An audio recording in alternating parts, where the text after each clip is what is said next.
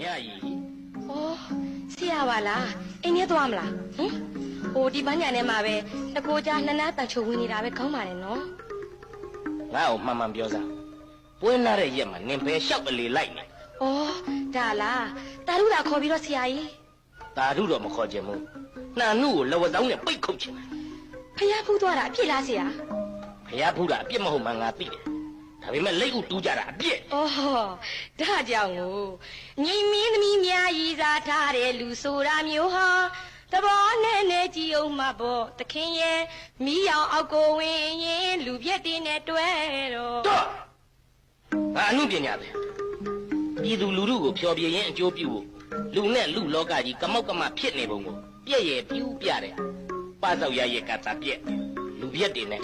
မိအောင်အောက်မှာအမှုပညာတာဝန်ထမ်းကြတာငါရွှင်ရွှင်လန်းလန်းကြည်ပြူတယ်ကိုယ်တို